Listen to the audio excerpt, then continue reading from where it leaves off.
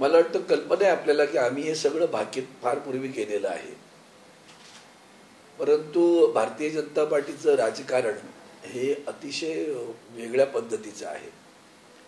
थोडंसं चेंबरमध्ये घेऊन घुसमटवून टाकायचं असं सगळा तो प्रकार आहे.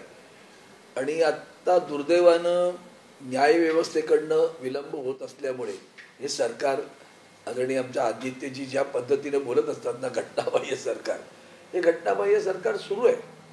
परंतु जेव्हा निवडणुकीची वेळ येईल तेव्हा खरी कसोटी असेल. आणि त्या कसोटीमध्ये आपण जसं आता रत्नागिरी सिंधुदुर्गमध्ये सांगितलं की त्यामध्ये ते दोघंही इच्छुक आहेत आणि तो जो संघर्ष आहे तो पाहायला मिळणार आहे आपल्याला. आणि हे इथंच नव्हे, अनेक हे जे गेलेत ना गद्दार, त्या सगळ्या गद्दारांना 99.99% उमेदवारी मिळणार नाही. रात दिलीच कुणाला तर कमळावर उभं राहा म्हणून सांगतील. त्यांना चिन्हावर उभं राहून देणार नाहीत. त्यांचं अस्तित्व या निवडणुकीवरून संपणार. कायद्याने खरं ते संपायला पाहिजे होतं, पण ते कायद्याने संपत नसेल तर लोक संपवतील आणि जनता वाट पाहते ते संपवण्याची. मराठा कुणबी नोंदी शोधणाऱ्या समितीचं काम आहे ते ठप्प झालेलं आहे. मराठा आरक्षण देऊ अशा जे काही आश्वासन आहे ते सरकारने दिले, मात्र समितीचंच काम आहे ठप्प झालं आहे. आठवड्याभरापूर्वीच देवेंद्र फडणवीस म्हणाले होते की आम्ही लवकरच अहवाल सादर करू, मात्र कामकाज सगळं ठप्प झालं. कर्माचा अहवाल सादर करणं काय सांगणार? त्यांच्या कर्माचा अहवाल सादर करा म्हणून सांगा. आता एक नवीन ढोंग सुरू आहे, ते सरकार आपल्या दारी, त्याच्या पाठोपाठ आता स्वच्छता.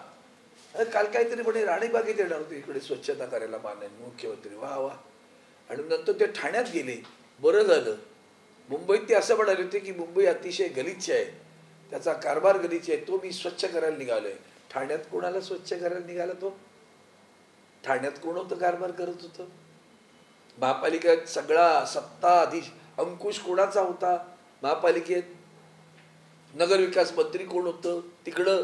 आणि आता तर मुख्यमंत्री. तरी तुम्हाला स्वच्छता करायला जावी लागते. यातच याचे दांभिकपणा तर सोडा, पण त्याच्या पलीकडे एक खोटारडे किती आहेत हेही सिद्ध होत राहतं. लोकसभा निवडणूक येते, जागा वाटपाचा फॉर्म्युला महाविकास आघाडीमध्ये कसा असावा याबद्दल आता प्रकाश आंबेडकर वारंवार विचारणा करतात. चर्चा करा महाविकास आघाडीमध्ये आणि काय फॉर्म्युला तुमचा आहे तो आम्हाला सांगा. माझा मान्य नसेल तर मला वाटतं आदरणीय उद्धवजींनी इतकी सुंदर भूमिका घेतलेली आहे आणि ती भूमिका घेतल्यानंतर त्या भूमिकेला अनुसरून माननीय आदरणीय शरद पवार साहेब, माननीय राहुल गांधी, सोनियाजी या सगळेजण एकत्र एक सुरात बोलत आहेत, खरगेजी. आणि म्हणून ते जे काय घडणार आहे निदान महाराष्ट्रात, मी तुम्हाला उलट सांगतो, महाराष्ट्रात तर आदरणीय उद्धवजींनी आणखी पवार साहेबांनी दाखवून दिलं की आम्ही तिघं एकत्र येऊन कारभार करू शकतो. त्यावेळेस ते करून दाखवलंय ना आम्ही. नवीन काय करायचं आम्हाला? ते करून दाखवलं होतं, ते पुढे न्यायचं आहे. आणि त्या पद्धतीनं देशातल्या आघाडीला सुद्धा एक आदर्श आपल्या महाराष्ट्रातून घडवू शकतो. राहिला प्रश्न माननीय आंबेडकरांचा, तो काय माननीय आंबेडकर त्याच्यावर जो काय प्रस्ताव आहे तो आदरणीय उद्धवजी त्यांच्यामधला सुसंवाद सुरू आहे. त्याची परिणती जेव्हा येईल तेव्हा आपल्याला कळेल. लोकसभा निवडणुकीच्या पार्श्वभूमीवर केंद्रातील आणि राज्य सरकारची ज्या काही विकास कामं केली आहेत ती जनतेपर्यंत पोहोचवण्यासाठी भाजप 1 कोटी अँबॅसिडर नेमणार आहे, कसं? पैसा भरपूर आहे. 1 कोटी अँबॅसिडर गुणिले काय काय कोटी किंवा असेल ते काढा. सध्या खोक्यांचं त्यांचा कारभार सोडून द्या. मुळात या 75 वर्षात या देशाला स्वातंत्र्य मिळाल्यानंतर जे काही कारभार झाला त्या कारभारामध्ये आपण एक लक्षात घेतलं पाहिजे की जनतेला असं जाऊन सांगावं लागलं नाही कधी. तुम्ही जर केलं तर सांगावं का जावं का लागते लोकांच्या दरवाज्यात?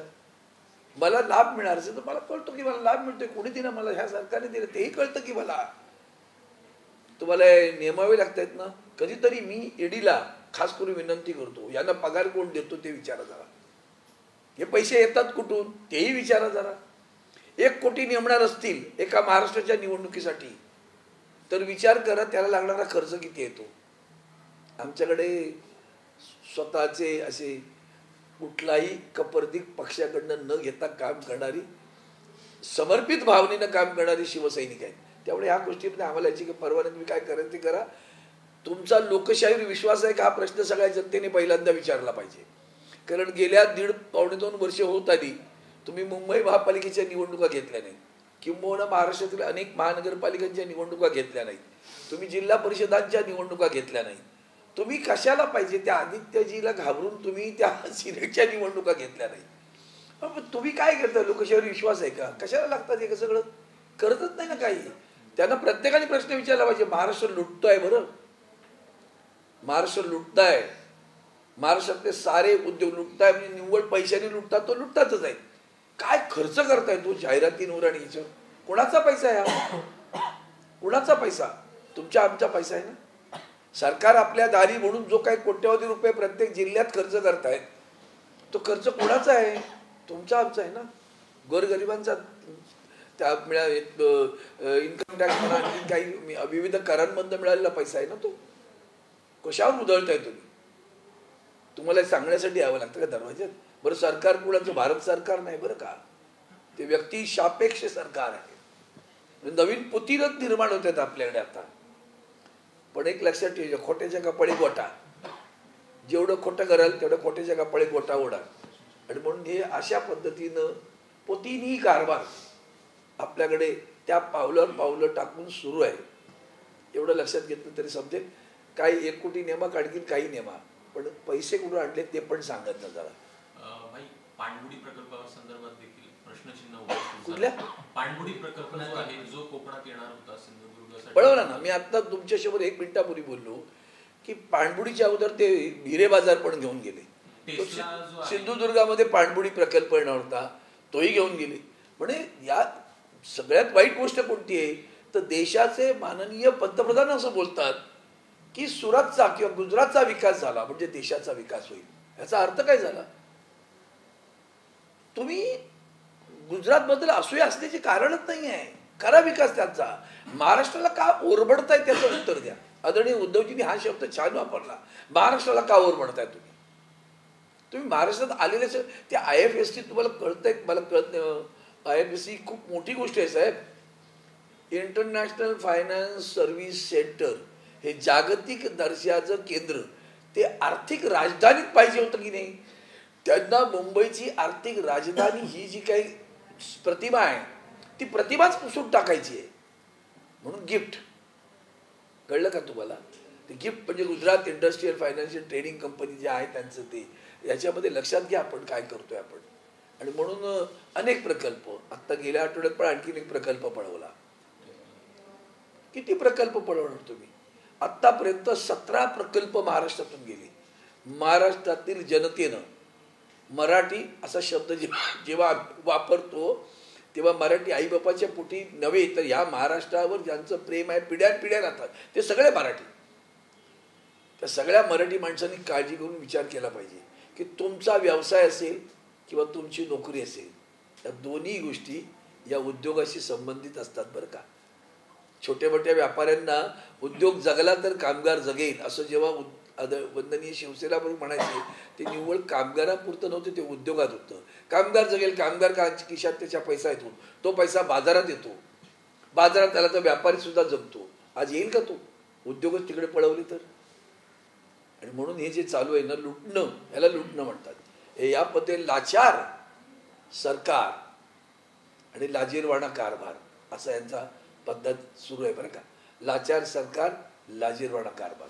अयोध्येच्या निमंत्रणावरून अजून देखील राजकारण होतंय. अयोध्येचे जे मुख्य पुजारी आहेत सत्येंद्र दास, त्यांना विचारण्यात आलं की उद्धव ठाकरेंना अजून आमंत्रण देण्यात आले नाही. ते म्हणतात की रामाच्या भक्तांना आमंत्रण देण्यात येते. यावरती काय तुम्ही सांगा? प्रश्नच येत नाही ना. आम्हाला कुठे पाहिजे? आम्ही कुठे म्हणालो?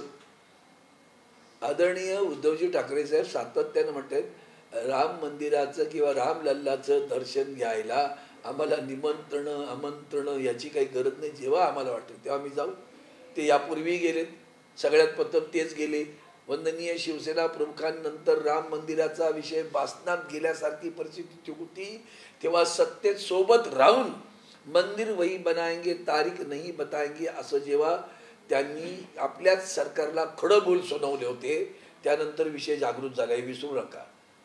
आणि म्हणून तो सुप्रीम कोर्टाच्या माध्यमातून सोडवलंय, भाजपने नाही. हे पहिलं लक्षात घेतलं पाहिजे.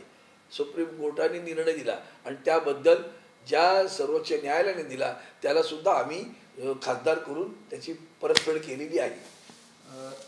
रजनीश शेठ निवृत्त झाल्यानंतर आता DGP म्हणजे पोलीस महासंचालक पदाचा अतिरिक्त कार्यभार आहे तो फणसळकरांकडे देण्यात आला आहे. खरं तर या रांगेत रश्मी शुक्ला होता, ज्यांच्यावर मविया काळात फोन टॅपिंग प्रकरणाचे आरोप झालेले होते. भाजपकडून त्यांच्या नावाची शिफारस एक प्रकारे होती, मात्र महायुतीतील इतर पक्ष आहेत त्यांनी रश्मी शुक्ला यांच्या नावाला विरोध केला, त्यामुळे त्या कुठेतरी वेटिंगवर आहे. रश्मी शुक्लांचं सारंच वर्तन गंभीर आहे आणि त्यांच्यावर झालेले आरोप सुद्धा गंभीर आहेत. खरं तर मुंबई पोलीस ज्युलियस रिबेरो पासून आम्ही आठवण करतोय, हे दरारा आता त्यांच्याकडे पाहण्याचा दृष्टिकोन बदलत चालला मुंबई पोलिसांकडे. दुर्दैवानं आमच्या मुंबईच्या पोलिसांची प्रतिभा डागाळू नका अशी विनवणी मी सरकारला करेन. सरकारमध्ये काही लोक त्यांना गुलामासारखं वागवण्याचा प्रयत्न करतात, त्यांनाही धमक्या देतात, बदल्यांच्या धमक्या देतात, कारवाईच्या धमक्या देतात. त्यांना देतात असं नाही बरं का, सरकारी कर्मचाऱ्यांना देतात, महानगरपालिकेच्या कर्मचाऱ्यांना देतात, वाटेल ते काम करायला सांगतायत. हे सगळं ते गुमान सहन करतायत. पण त्याची व्होल्कॅनिक ज्याला म्हणतो ना, हे ती प्रतिक्रिया आल्याशिवाय राहणार नाही. ज्वाला तो असतो ना आतमध्ये धगधगत असतो, ते येणार, ती निवडणुकीच्या वेळेला येईल. पहा सर, गरजू रुग्णांना रुग्णालयामध्ये खाटा मिळत नाही, त्यामुळे आता कुठेतरी मंत्रालयाचे 5 कोणत्या रुग्णांना? गरजू रुग्णांना राज्यामधील रुग्णांना कोण म्हणतं असं? पण आता मंत्रालयाच्या 5 मजल्यावरून आता मुख्यमंत्री वैद्यकीय कक्ष काम करणार आहे, त्याच्यामध्ये ज्या रुग्णांना खाटा मिळत नाही रुग्णालयामध्ये त्यांना त्या खाटा मिळवून देणार आहेत आणि उपचार करण्यासाठी मदत एकंदरीत मिळून देणार. मंत्रालयात खाटा, मंत्रालयात उघडा एक कक्ष, खाटा खोलायला सांगा, मंत्रालयात खाटा टाकायला सांगा. आदरणीय उद्धवजींनी जो कारभार केलाय ना, त्याला जागतिक दर्जावर तोड नाही हो. फील्ड हॉस्पिटल ही कल्पनाच मला कधी कधी विचार पडतो की त्यांना ही फील्ड हॉस्पिटलची कल्पना कशी सुचली असेल. आणि ते म्हणजे मी आता माझे मुख्यमंत्री म्हणून सांगत नाहीत की माझे नेते पण नाही, एक व्हिजन असावं लागतं. मला आश्चर्य वाटतं की त्यांनी ते मल्टिप्लिकेशनचा विषय इतक्या अगोदर त्यांच्या लक्षात आला की हे गडबड आहे, ही पुढी संख्या सांगू दे, ही प्रचंड वेगाने वाढणार आणि ती वाढेल त्याची पूर्वतयारी त्यांनी केली. 2,500 खाटांचं फील्ड हॉस्पिटल वातानुकूलित सर्व सुविधा सहित त्यांनी उभं केलं. धारावीसारख्या वरळीसारख्या झोपडपट्ट्यातील लोकांचे प्राण वाचवले. 4 खाटांचा विषय मांडावा लागतो, तुमचीच खाट टाकणारे जातात लोक. बघा